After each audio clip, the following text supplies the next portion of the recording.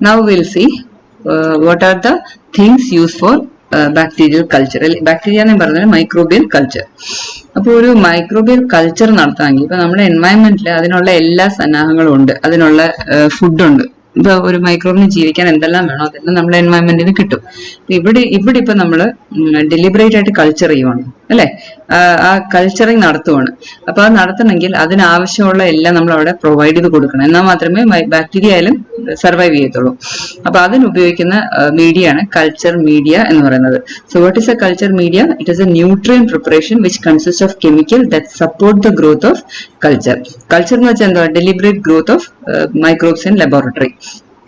Deliberate നമ്മൾ മനഃപൂർവ്വം ലബോറട്ടറിയിൽ ഒരു മൈക്രോബിനെ കൾച്ചർ വളർത്തിയെടുക്കുന്നതിനാണ് കൾച്ചർ എന്ന് പറയുന്നത്. അപ്പൊ അതിനാവശ്യമായ ന്യൂട്രിയൻ പ്രിപ്പറേഷൻ ആണ് നമ്മൾ കൾച്ചർ മീഡിയ എന്ന് പറയുന്നത്. ക്ലിയർ?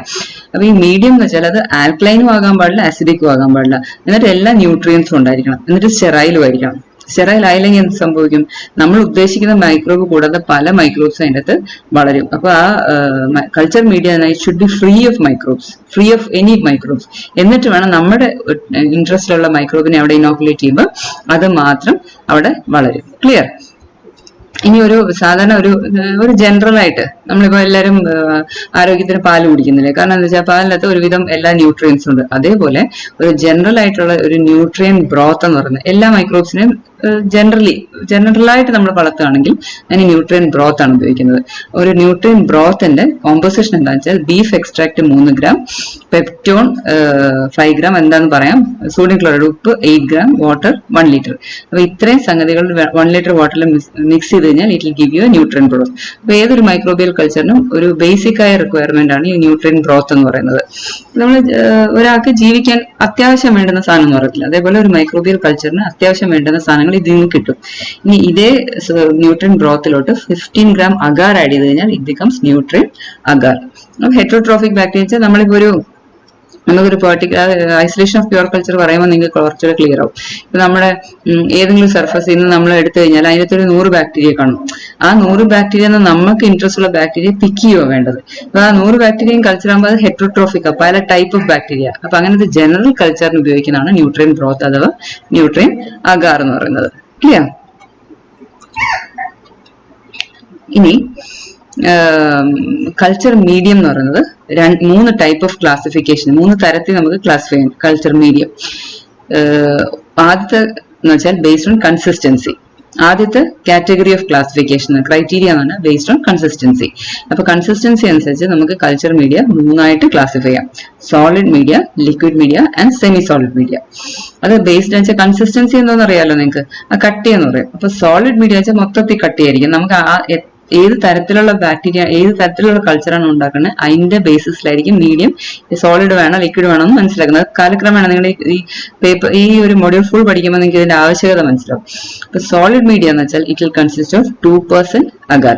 മെയിൻ ആയിട്ട് ചെയ്യുന്ന കോളനി ക്യാരക്ടറൈസേഷൻ. ഇപ്പൊ ഒരു ബാക്ടീരിയ നമ്മൾ കൾച്ചർ ചെയ്തു, അത് കോളനൈസ് ചെയ്യും, ഒരു പെർട്ടിക്കുലർ പാറ്റേണിൽ വളരും. അതിനാണ് കോളനി എന്ന് പറയുന്നത്, ബാക്ടീരിയൽ കോളനി എന്ന് പറയുന്നത്. ആ കോളനിയെ തിരിച്ചറിയാൻ വേണ്ടിയിട്ടാണ് സോളിഡ് മീഡിയ ഉപയോഗിക്കുന്നത്. പിന്നെ കോളനി ഐഡന്റിഫിക്കേഷൻ, ഏത് ബാക്ടീരിയൽ കോളനിയാണെന്ന് അറിയാൻ. പിന്നെ ഐസൊലേഷൻ ഓഫ് ബാക്ടീരിയൽ സെൽസ്, ഒരു പെർട്ടിക്കുലർ ബാക്ടീരിയ ഐസൊലേറ്റ് ചെയ്യാനും. പിന്നെ ആന്റിബയോട്ടിക് സെൻസിറ്റിവിറ്റി, ഇത് ഞാൻ പറഞ്ഞു തരാം പിന്നീട്. അതായത് ഒരു പെർട്ടിക്കുലർ ബാക്ടീരിയ ഇന്ന ആന്റിബയോട്ടിക്കിന് സെൻസിറ്റീവ് ആണോ എന്നറിയാൻ വേണ്ടിയിട്ടുള്ള ഒരു ടെസ്റ്റാണ് ആന്റിബയോട്ടിക് സെൻസിറ്റിവിറ്റി. അപ്പൊ ഈ കാര്യങ്ങൾക്കെല്ലാം ഉപയോഗിക്കുന്ന സോളിഡ് മീഡിയ ഏതൊക്കെ? Colony characterisation, colony identification, isolation of bacterial cell and demonstration of antibiotic sensitivity. ഇതിനെല്ലാം ഉപയോഗിക്കുന്ന solid media. Semi solid media എന്ന് വെച്ചാൽ അഗാറിന്റെ എമൗണ്ട് കുറയും, 0.5% അഗാർ ആയിരിക്കും ഉപയോഗിക്കുക. അത് ബാക്ടീരിയൽ മോട്ടിലിറ്റി, ബാക്ടീരിയ അനങ്ങുന്നുണ്ടോ എന്ന് അറിയാൻ വേണ്ടിയിട്ടാണ് ബാക്ടീരിയൽ മോട്ടിലിറ്റി.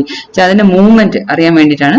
നമ്മൾ സോളിഡ് ആണെങ്കിൽ അതിന്റെ മൂവ്മെന്റ് അറിയാൻ പറ്റില്ല, അവിടെ തന്നെ ഒരിടത്ത് സ്റ്റാഗ്നന്റ് ആയിട്ട് നിൽക്കും. അതിന് ഇച്ചിരിയെങ്കിലും മൂവ്മെന്റ് അറിയണമെങ്കിൽ സെമി സോളിഡ് മീഡിയ വേണം.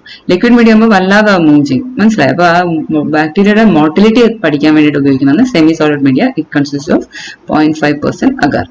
അഗാർ ഒട്ടും ആഡ് ചെയ്തില്ലെങ്കിൽ ഇറ്റ് ബിക്കംസ് ലിക്വിഡ് മീഡിയ, വെള്ളം പോലെ. അപ്പൊ അവിടെ എന്തിനാന്ന് വെച്ചാൽ ഗ്രോത്ത് റേറ്റ് സ്റ്റഡി ചെയ്യാനും sedimentation rate of bacterial cell. അപ്പൊ വെള്ളമാണെങ്കിലല്ലേ സെഡിമെന്റേഷൻ റേറ്റ് മനസ്സിലാക്കാൻ പറ്റൂ. അപ്പൊ ഗ്രോത്ത് റേറ്റും sedimentation rate of bacterial cells study ചെയ്യാനാണ് ലിക്വിഡ് മീഡിയ ഉപയോഗിക്കുന്നത്. ക്ലിയർ? ഞാൻ രണ്ടുമൂന്നാണ് നിങ്ങളുടെ അഗാർ പെപ്റ്റോൺ എന്നൊക്കെ പറഞ്ഞില്ലേ, ന്യൂട്രിയൻ ഗ്രോത്തിലെ പെപ്റ്റോൺ ഉണ്ടെന്ന് പറഞ്ഞില്ലേ. അപ്പൊ അഗാർ എന്ന് വെച്ചാൽ സീവീഡിൽ നിന്നും കിട്ടുന്ന ഒരു മോളിക്യൂളാണ്, മനസ്സിലായോ. അപ്പൊ ലോങ് ചെയിൻ പോളിസാക്കറൈഡ് ആണ്. അതിനകത്ത് it consists of various amounts of inorganic salts and small amount of protein like substances. അപ്പൊ നമ്മുടെ ഈ ബാക്ടീരിയൽ കൾച്ചറിന് അതിനെ സോളിഡിഫൈ ചെയ്യാനായിട്ടുള്ള വളരെ ഇമ്പോർട്ടന്റ് ആയിട്ടുള്ള ഒരു മോളിക്യൂൾ ആണ് അഗാർ എന്ന് പറയുന്നത്, long chain polysaccharide which is obtained from seaweed. Okay. പിന്നെ പെപ്റ്റോൺ എന്ന് പറഞ്ഞാൽ പാർഷ്യലി ഡൈജസ്റ്റഡ് പ്രോട്ടീൻ. നിങ്ങൾ പണ്ട് പ്രോട്ടീൻ ക്ലാസിഫിക്കേഷനിൽ പെപ്റ്റൈഡ്, പെപ്റ്റോൺ എന്നൊക്കെ കേട്ടിട്ടുണ്ടാവുമല്ലോ. അപ്പൊ പ്രോട്ടീൻസിനെ പാർഷ്യലായിട്ട് ഡൈജസ്റ്റ് ചെയ്യുമ്പോൾ കിട്ടുന്ന സാധനമാണ് പെപ്റ്റോൺ എന്ന് പറയുന്നത്. കംപ്ലീറ്റ് ഡൈജഷൻ ആകുമ്പോൾ പെപ്റ്റൈഡ് ആയി മാറും. അപ്പൊ പെപ്റ്റോൺസ് പറഞ്ഞാൽ അതാണ്. അതിൽ എന്തൊക്കെയുണ്ടെന്ന് വെച്ചാൽ proteose, polypeptides, amino acids, inorganic salts like phosphate, potassium, magnesium, ഇതെല്ലാം. പിന്നെ accessory growth factors like riboflavin. അപ്പൊ ഈ പെപ്റ്റോൺ കൊടുത്തു കഴിഞ്ഞാൽ ഇത്രയും സാധനങ്ങൾ ബാക്ടീരിയക്ക് നമുക്ക് പ്രൊവൈഡ് ചെയ്ത് കൊടുക്കാൻ പറ്റും. ക്ലിയർ? ഇത്രയും കാര്യങ്ങൾ മനസ്സിലായല്ലോ.